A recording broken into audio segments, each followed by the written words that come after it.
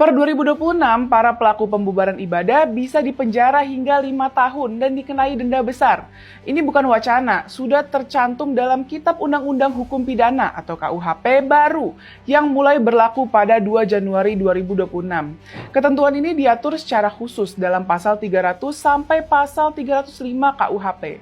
Pasal-pasal ini mengatur berbagai bentuk kejahatan yang berkaitan langsung dengan intoleransi dan pembubaran ibadah. Pasal 300 mengatur sanksi bagi setiap orang yang melakukan ujaran permusuhan atau kebencian, termasuk perbuatan menghasut permusuhan, kekerasan, atau diskriminasi terhadap agama, kepercayaan, atau kelompok tertentu berdasarkan agama atau kepercayaan.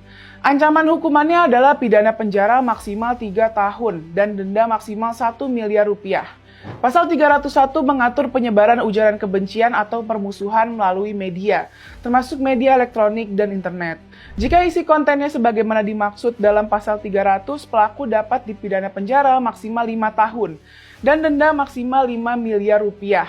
Pasal 302 mengatur sanksi bagi pihak yang menghasut atau mendorong seseorang untuk berpindah agama atau berhenti menganut agama atau kepercayaan tertentu. Besaran hukuman dalam pasal ini bergantung pada konteks perbuatan dan ada tidaknya ancaman atau tekanan. Jika hasutan disertai ancaman atau berpotensi menimbulkan kerusuhan, ancaman pidananya dapat mencapai beberapa tahun penjara. Pasal 303 secara khusus mengatur perbuatan mengganggu atau membubarkan ritual ibadah, baik dilakukan tanpa kekerasan maupun dengan kekerasan. Perbuatan tersebut dapat dipidana. Ancaman hukumannya penjara maksimal 5 tahun dan denda 1 miliar rupiah.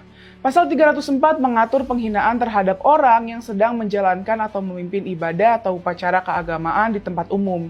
Pelakunya dapat dikenai pidana penjara maksimal 1 tahun dan denda maksimal 250 juta rupiah.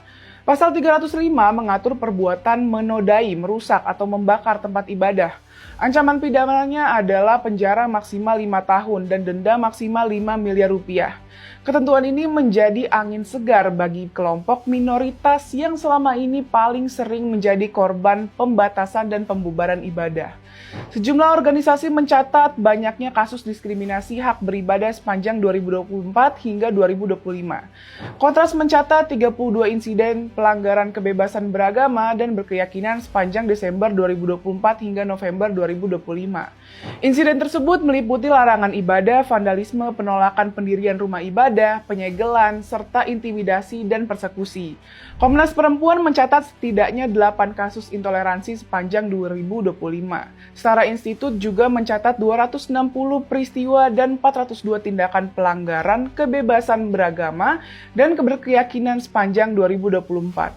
Masuknya pasal 300 sampai 305 ke dalam KUHP baru merupakan koreksi atas kegagalan negara melindungi hak beribadah selama bertahun-tahun. Selama ini pembubaran ibadah kerap dianggap sekedar urusan warga atau persoalan izin administratif. Akibatnya pelaku jarang tersentuh proses pidana.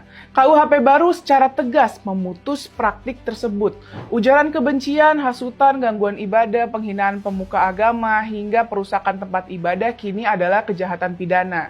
Ini bukan simbolik, melainkan perubahan sikap negara. Data yang ada menunjukkan bahwa pembubaran ibadah adalah masalah nyata yang berulang. Ancaman pidana berat memberi batas yang sebelumnya tidak ada. Dengan KUHP baru, pembubaran ibadah tidak lagi bebas konsekuensi hukum. Di sisi lain, SKB 2 Menteri selama ini sering dipakai sebagai alat pembenaran pembubaran ibadah. Syarat administratif pendirian rumah ibadah kerap dijadikan alasan tekanan terhadap minoritas. Padahal SKB hanya mengatur administrasi, bukan memberi hak melarang ibadah. Dalam konteks KUHP baru, SKB 2 Menteri sudah kehilangan relevansi dan bertabrakan dengan semangat perlindungan hukum pidana. Karena itu, pencabutan SKB 2 Menteri menjadi konsekuensi logis dari penguatan KUHP. Tapi negara harus konsisten memproses pelaku pembubaran ibadah sebagai kejahatan pidana. Jika tidak, KUHP baru hanya akan keras di atas kertas, tapi lemah di lapangan. Saatnya negara berdiri tegak melindungi hak beribadah dan memberantas intoleransi.